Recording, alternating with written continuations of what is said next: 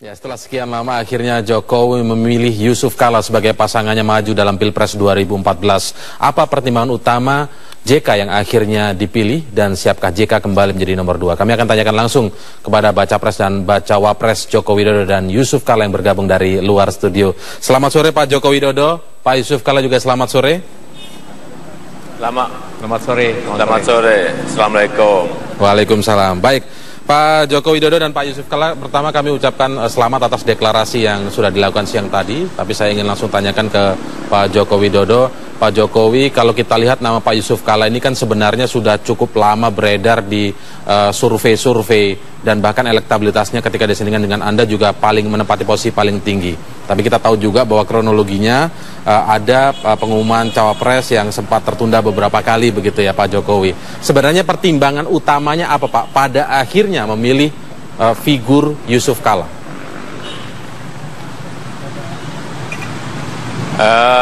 Bangsa ini mempunyai masalah-masalah yang besar, sehingga perlu penanganan, perlu kerja keras yang malam.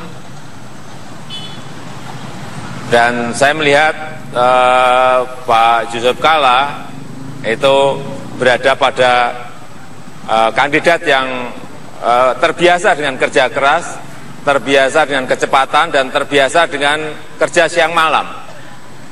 Kemudian yang kedua juga masalah proses. Ada proses memang yang kita lihat, kita juga mengamati elektabilitas, kita juga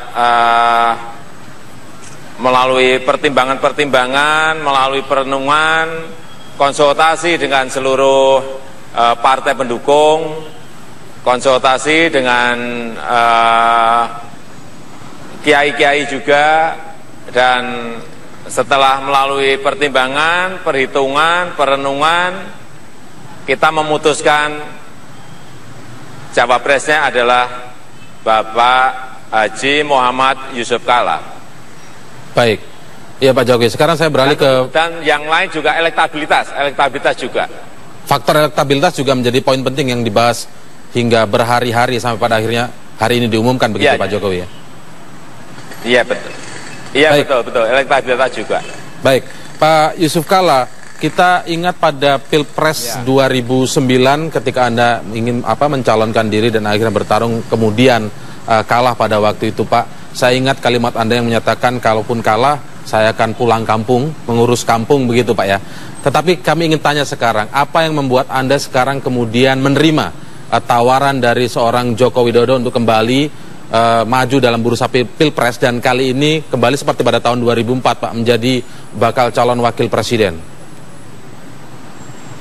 Ya, terima kasih. Assalamualaikum juga sama Pak Jokowi. Jadi pertama, kampung saya setelah jadi wapres Indonesia, bukan lagi di Makassar saja, di seluruh Indonesia. Karena sudah seperti itu. Jadi kalau saya katakan kembali kampung, ya kembali ngurus nasional ini juga, ya kan? Ya kemudian apabila kita berbicara kenapa, ya setiap kita ini kan mempunyai suatu tujuan.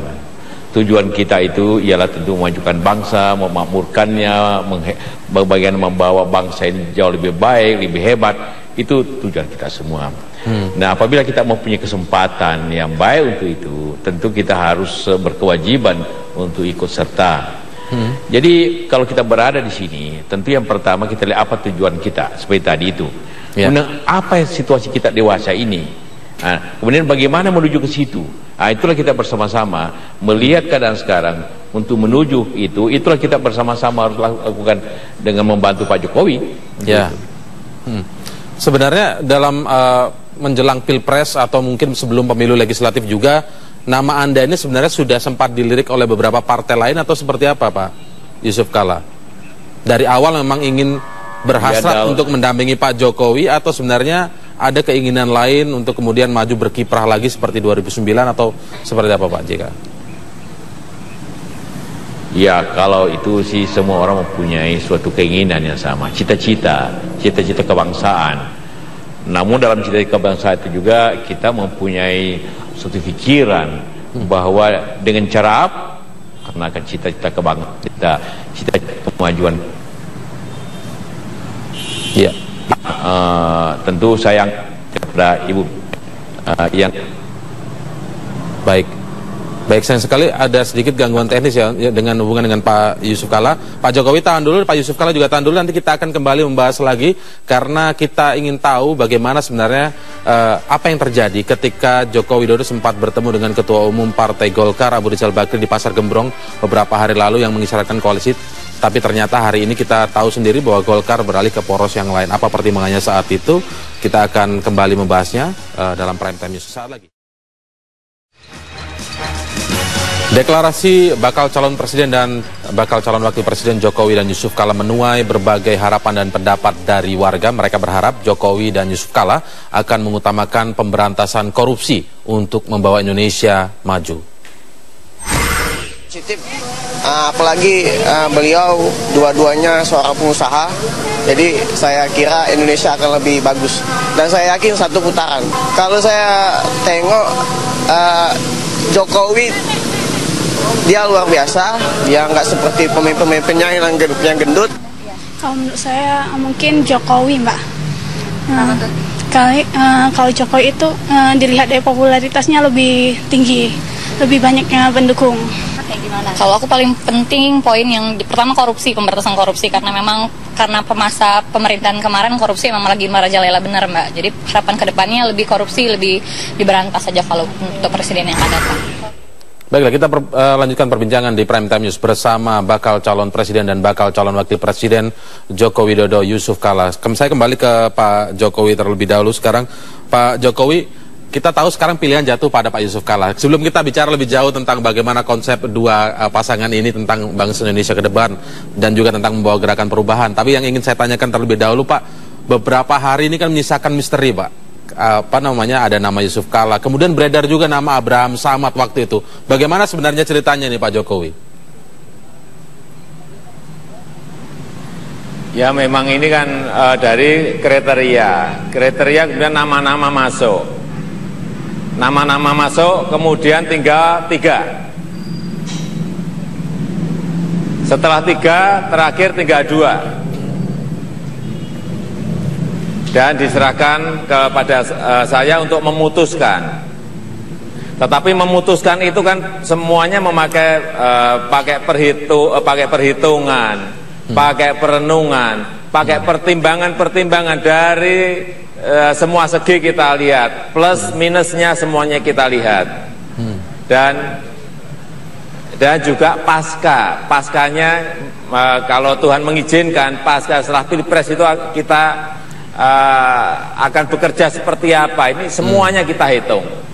Karena memang sekali lagi masalah bangsa ini besar sekali, perlu sebuah kerja keras, perlu kerja siang malam untuk menyelesaikan persoalan-persoalan yang ada. Baik, kalau kita garis bawahi berarti saat tinggal 2 nama itu adalah ya diputuskan Bapak Dr. Andes Haji Muhammad Yusuf Kalla. Baik, Pak Jokowi, apakah mungkin Bapak sekarang menyampaikan kepada publik terkait 2 nama terakhir itu kan adalah Yusuf Kalla dan Abraham Samad. Apa yang terakhir kemudian menyebabkan akhirnya Anda menjatuhkan pilihan setelah melalui perenungan tadi, Pak, kepada seorang Yusuf Kalla ini?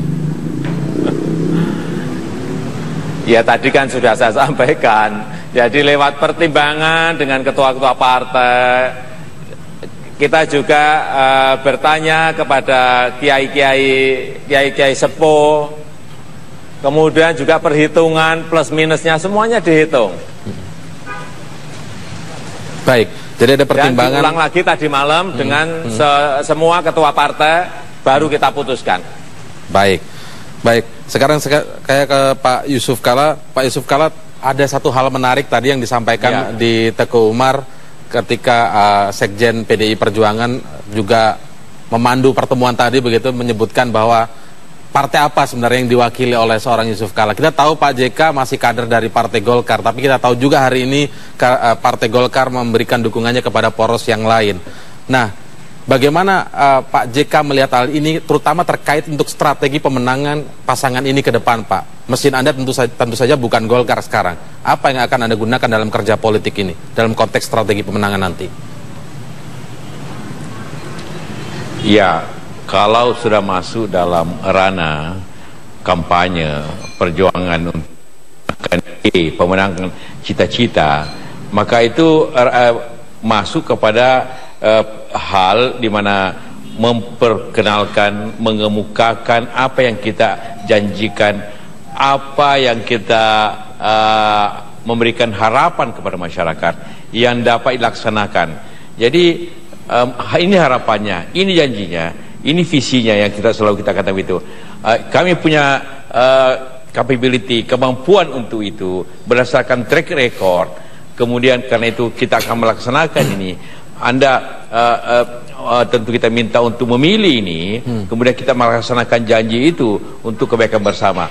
Kurang lebih begitulah arus yang kita ingin bicarakan, bahwa apa kegiatan politiknya ialah kegiatan menyampaikan ke masyarakat, kemudian masyarakat dapat menerimanya, kemudian masyarakat dapat memilihnya, kemudian memberikan amanah kepada kita, kepada Pak Jokowi dengan saya tentu, sehingga cita-cita ini dapat dilaksanakan. Dan kami berdua tadi dengan penuh janji, karena saya ingin sekali lagi ulangi bahwa ini kan sesuatu hal yang tidak terjadi dimanapun. Kita banggakan itu, bahwa partai pendukung Ibu Mega, DSDM, PKB, dan juga Hanura itu. Ya, Pak JK. Baik, ada gangguan teknis lagi. Saya kembali ke Pak Joko Widodo terlebih dahulu. Pak Joko Widodo, kami ingin tahu Pak Jokowi, karena beberapa hari yang lalu juga masyarakat disuguhi tontonan yang begitu menarik begitu ketika Anda bertemu dengan Ketua Umum Partai Golkar Abu Rizal Bakri di Pasar Gembrong. Sinyal koalisi saat itu sangat kuat dengan kata-kata yang ingin saya kutip dari Anda. Kata-katanya adalah, ya kami bertemu di titik ini. Kalau bertemu di titik ini artinya apa? Jadi melemparkan memang pertanyaan kepada pewarta atau wartawan yang ada di sana. Saya ingin tanya ke Pak Jokowi, bagaimana kemudian Pak akhir kelanjutannya dengan Partai Golkar ini? Apa cerita di balik itu semua hingga akhirnya Golkar tidak jadi ke PDI Perjuangan? Ya kan sudah saya sampaikan, kita bertemu di Pasar Gembrong dan ini adalah titik temu. Tetapi ternyata tidak ketemu. Jadi bertemu di temu tapi belum tentu ketemu, dan begitu ya? Tidak ketemu tentu saja. Iya, tentu saja ada sebab-sebabnya, banyak sekali sebab-sebabnya. Ya tidak sambung lah, karena apa, ada permintaan dan kita tidak bisa memberikan, ya tidak ketemu. Oh, jadi artinya di sini Partai Golkar maksudnya tidak sesuai dengan konsep yang ditawarkan PDI Perjuangan terkait dengan kerjasama tanpa syarat itu, Pak? Iya betul, karena memang kita sudah tekankan sejak awal, kerjasama ini kerjasama tanpa syarat.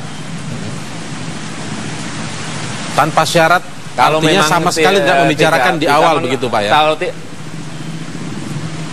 tidak ada sama sekali. Jadi kalau memang tidak mau dengan apa yang kita sampaikan, ya lebih baik saya kira ya tidak ketemu. Baik, terkait dengan bergabungnya Partai Hanura, yang terakhir apakah juga sepakat dengan kerjasama tanpa syarat yang seperti juga baru dideklarasikan kecil-kecilan begitu ya tadi pagi di Teguh Umar? Nanti dijawabnya Pak Jokowi. Kita akan bergabung lagi di Prime Time News usai jeda berikut ini. Tetaplah bersama kami pemirsa. Prime Time News akan kembali berbicara langsung dengan... Baik, kita kembali di Prime Time News. Saya akan kembali mewawancarai bakal calon Presiden Joko Widodo dan bakal calon Wakil Presiden Yusuf Kala yang bergabung dari luar studio. Saya kembali ke Pak Yusuf Kala sekarang. Pak Yusuf Kala, saya ingat sepanjang 2004, pemerintahan 2004-2009 begitu, Pak Yusuf Kala sebagai Wakil Presiden terlihat menjadi sosok yang begitu aktif, bahkan ada pihak juga yang menilai cenderung dominan. Nah, bagaimana Anda melihat dalam konteks sistem presidensial untuk bisa bergabung lagi kemudian sekarang dengan figur Joko Widodo di 2014 ke 2019? Apa yang Anda pelajari dari saat Anda berada di pemerintahan tahun 2004-2009 itu, Pak Yusuf Kala? Ialah menjalankan tugas. itu bertugas dengan kemampuan APBN-nya dan kemampuan kebijakan dan menggerakkan masyarakatnya. Nah, kalau Anda mengatakan tadi 2004-2009 itu baik, tentu 3 hal itu baik. Tentu Anda bandingkan apa? Anda bandingkan mungkin keadaan sekarang yang tentu yang kita lihat daripada seluruh survei mengatakan bahwa tingkat kepuasan masyarakat itu rendah. Karena itulah maka pilihannya apakah kita melihatnya daripada perilaku atau perilaku dengan hasil. Kalau sekarang ini mungkin banyak hal yang menilainya ya bagaimana, tapi tugas saya membantu presiden dan dulu dan nanti, dan untuk agar tercapai hasil itu, bahwa hasil itu baik, ya tentu ke seluruh rakyat tentu menikmati kebaikan itu. Saya justru tidak sebagai wakil pada waktu itu justru tidak mendapat banyak hal. Buktinya saya cuma mendapat 12% daripada suara dibandingkan 60% presidennya. Jadi kita melihat bahwa yang paling pentingnya kita apa yang hasil kita untuk rakyat. Jangan dinilai, bukan hanya dinilai daripada bagaimana strukturnya itu. Apapun baiknya struktur itu, kalau tidak dicapai artinya kan rakyat kecewa. Baik, Pak Jokowi, saya ingin tanya juga pertanyaan yang sama. Jika melihat rekam jejak seorang Yusuf Kalla saat berada di pemerintahan pada 2004-2009 itu sosok yang aktif, bahkan sempat ada terpancar gitu ya kegeraman bahwa adanya keputusan yang lamban diambil oleh seorang presiden saat itu. Nah, Anda ketika nanti terpilih misalnya di 2014-2019, siapkah Anda dengan karakter wakil Anda yang seperti ini, yang punya karakter kerja seperti ini? Ya, kan karakternya bagus. Artinya Pak Yusuf Kalla ini mempunyai kecepatan dalam memutuskan, kecepatan dalam bertindak, sehingga presidennya juga harus lebih cepat lagi gitu loh, cepet-cepetan. Ini yang kerja cepet-cepetan. Tetapi di dalam undang-undang itu kewenangannya sudah diatur. Nah, itu aja yang kita pakai. Nah, itu bagaimana mensolidkan hal-hal seperti itu, koordinasi agar tidak missing, ada hal-hal yang miss kemudian menjadi ramai di publik menurut wakil presidennya ini, menurut presidennya berbeda lagi, ada kegaduhan politik yang sempat tersaji pada waktu itu. Menurut Anda, apa yang akan dilakukan Anda untuk menjaga kuatnya sistem presidensial ini, Pak Joko Widodo? Ya, memang kita ingin memperkuat sistem presidensial agar betul-betul lurus dan kuat. Yang kedua, saya kira kalau komunikasi dengan Wapres itu bagus, setiap hari, setiap saat bisa telepon, setiap hari bisa ketemu, dan kita menyampaikan tindakan-tindakan jangka pendek, jangka sedang, saya kira nggak ada persoalan. Itu yang saya lakukan. Saya dengan wakil wali kota di Solo, Pak Rudi juga 8 tahun rukun-rukun saja, dengan karakter yang berbeda. Di Jakarta dengan Pak Wakil Gubernur, Pak Ahok juga sama, dengan karakter yang sangat berbeda juga. Saya kira kita saling mengejar, saling cepat, kerja cepat, untuk apa? Untuk menyelesaikan persoalan. Saya kira dengan Pak Yusuf Kalla juga sama. Kalau beliau pengennya cepat, ya saya pengen jauh lebih cepat. Nah, nanti kejar-kejaran untuk menyelesaikan persoalan-persoalan bangsa, masalah-masalah bangsa. Baik, iya Pak Jokowi, sebelum kita bertanya lagi ke Pak JK, karena mungkin masih ada gangguan teknis begitu, Pak Jokowi, saya ingin tanya lagi, sekarang kita mulai berbicara tentang apa yang akan Anda, paling tidak dari gambaran sekarang ini, belum secara detail mungkin, apa yang akan Anda lakukan bersama Pak Yusuf Kalla begitu ke depannya bagi bangsa Indonesia. Kita tadi wawancara beberapa warga, ada yang menitik beratkan sebenarnya kepada pasangan ini agar menyelesaikan permasalahan korupsi yang kian mengakar di Indonesia ini. Kira-kira dalam gambaran Anda, Pak Jokowi, apa yang akan Anda lakukan pertama kali misalnya nanti Anda dipercaya oleh masyarakat untuk memimpin negeri ini? Membangun sistem ini harus dibangun seperti yang sudah kita lakukan baik di Solo maupun di Jakarta. E-budgeting, e-purchasing, kemudian cash management system, kemudian pajak online, kemudian izin-izin online, IMB online, dan ini akan preventif, akan menghilangkan dan mengurangi sebanyak-banyaknya adanya penyimpangan, korupsi. Baru tindakan yang kedua adalah penegakan hukum. Kalau sistemnya sudah dibangun baik, sistemnya sudah diperbaiki jadi bagus, tetapi masih ada yang main-main dengan sistem itu, ya penegakan hukum yang tegas. Baik, kita akan break kembali, nanti kita akan kembali lagi Pak Jokowi dan juga Pak Yusuf Kalla. Pemirsa tetaplah bersama kami. Baik, kita lanjutkan perbincangan di Prime Time News. Saya kembali ke Pak Joko Widodo yang merupakan bakal calon presiden dari PDI Perjuangan, Partai Nasdem, Partai Kebangkitan Bangsa, dan juga Partai Hanura. Baik, saya tanya sekarang Pak Jokowi, mungkin kita tahu bahwa apa yang pernah Anda sampaikan tentang kerjasama politik yang ramping. Publik ingin bertanya Pak, apakah sebenarnya setelah Pilpres nanti PDI Perjuangan dan poros ini masih tetap membuka tangan bagi partai lain untuk bergabung atau tidak?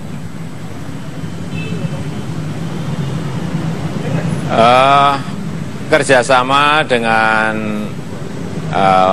partai yang lain untuk bergabung, saya kira kita terbuka. Tetapi sekali lagi, memang yang ingin kita lakukan adalah memperkuat, meluruskan sistem presidensial, sehingga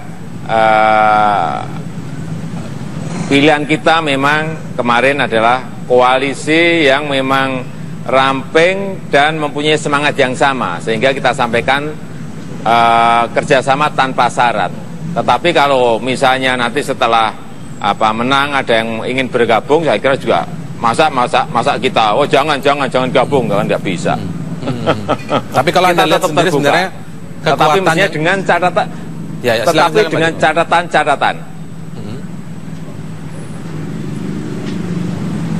Catatannya apa saja Pak Jokowi? Ya catatannya, kalau gabungnya belakangan ya catatannya mesti ada dong. Baik, maksudnya apakah ini berbicara tentang kursi di kementerian atau seperti apa? Catatan belakangan itu seperti apa maksudnya Pak? Ya itu kan nanti akan kita bicarakan setelah 9 Juli. Tetapi tidak dengan cara-cara yang lama, tidak dengan tradisi-tradisi yang lama. Artinya ada kriteria, ada memasukkan nama, kemudian menentukan nama siapa yang memang punya kompetensi, punya kemampuan, punya integritas yang baik untuk mengisi sebuah jabatan. Baik Pak Jokowi. Sekarang saya ke Pak Yusuf Kalla. Pak Yusuf Kalla, sekarang kita kembali soal program. Tadi saya sudah tanya soal program, paling tidak gambaran garis besarnya dulu ke Pak Jokowi. Tapi sekarang saya ke Pak JK, tentunya yang dipercaya akan soal bidang ekonomi di negara ini. Pak JK punya pengalaman di 2004 hingga 2009 saat itu. Tetapi yang menarik saya tanyakan adalah, kita tahu PDIP pada waktu 2004-2009 juga sudah menjadi partai di luar pemerintahan untuk mengganti kata oposisi tentunya. Di situ ada Anda di dalam pemerintahan. Nah, ketika Anda sekarang bergabung dengan PDI Perjuangan, kira-kira apa atau visi ekonomi seperti apa yang menurut Anda pernah Anda lakukan tapi cocok dengan apa yang divisikan oleh PDI Perjuangan kira-kira? Mau dibawa kemana ekonomi kita paling tidak, Pak JK? Ya, seperti yang selalu banyak dibicarakan bahwa konsep ekonomi PDIP tercermin dalam Trisakti, yaitu berdikari dalam bidang ekonomi. Artinya suatu bangsa harus kuat sebenarnya, karena hanya bangsa ekonominya kuat yang dapat berdikari. Tidak ada bangsa yang lemah ekonominya dapat berdikari. Karena itu apakah memenuhi kebutuhan pokoknya dan juga yang lainnya. Nah, kalau Anda lihat apa yang kita lakukan pada zaman saya di pemerintahan, sebenarnya sangat sama. Kita membuat swasembada pangan 2089. Seluruh sistem itu harus didahulukan produksi dalam negeri, apakah itu infrastruktur, kita bicara katakanlah airport, semua harus buatan dalam negeri, kita bicara alutsista, kita dahulukan dalam negeri. Itu kan artinya suatu sikap atau keinginan kita agar kita berdikari sebenarnya, bahwa sebagian sudah dicapai, masih ada yang belum dicapai. Itulah tantangannya dewasa ini. Baik, itu yang membuat ada kesamaan dengan seorang Joko Widodo dan juga Partai Demokrasi Indonesia Perjuangan, begitu ya Pak Yusuf Kalla? Kita mempunyai, dengan Pak Jokowi tadi sudah jelaskan, kami juga mempunyai background yang sama. Bagaimana meningkatkan resources nasional menjadi suatu kenyataan. dengan berbagai usaha. Kan semua pengusaha itu yang berbicara di sektor real selalu berbicara bagaimana memanfaatkan resources nasional menjadi kekuatan ekonomi nasional. Jadi itulah saya kira kebersamaan kita, cita-cita kita untuk bangsa ke depan ini. Baik, terima kasih atas waktunya. Nanti kita tunggu bagaimana langkah ke depan pasangan Joko Widodo dan Yusuf Kala ini. Kita nanti akan coba untuk wawancara lagi dengan Pak Jokowi dan Pak Yusuf Kala. Terima kasih Pak Joko Widodo dan Pak Yusuf Kala. Selamat malam.